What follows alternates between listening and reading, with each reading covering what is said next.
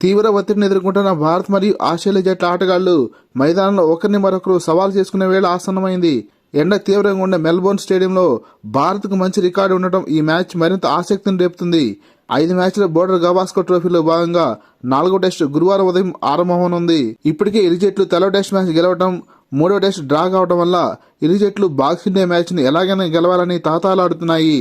వ్యూహ ప్రతివ్యూహాలతో జోరుగా కొనసాగుతున్న ఈ సిరీస్ లో భారత్ కంటే ఆస్ట్రేలియా కొంచెం ముందంజలో ఉందని చెప్పాలి.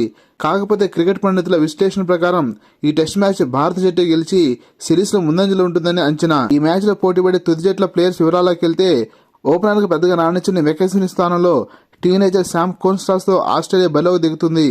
ఆస్ట్రేలియా టాప్ ఆర్డర్ అంతగా రాణించకపోయినప్పటికీ మిడిల్ ఆర్డర్లో ట్రావిస్ హెడ్ భారత్ను తెగ ఇబ్బంది పెడుతున్నాడు. భారత బ్యాటర్స్ పదునైన పేస్ దళం కలిగిన ఆస్ట్రేలియా ఫాస్ట్ బౌలర్తో ఎప్పుడూ జాగ్రత్తగానే ఉండాలి.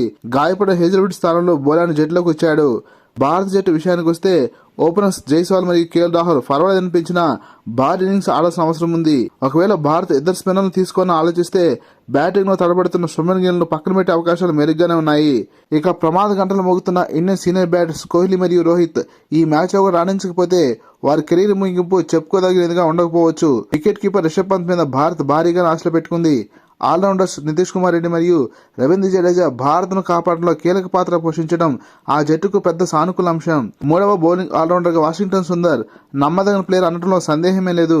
ఇక పేస్ బౌలింగ్ విషయానికి వస్తే Indian speed star Jaspreet Bumrah మరోసారి తన ప్రతిభతో ఆస్ట్రేలియాను కట్టుబడడానికి సిద్ధంగా ఉన్నాడు.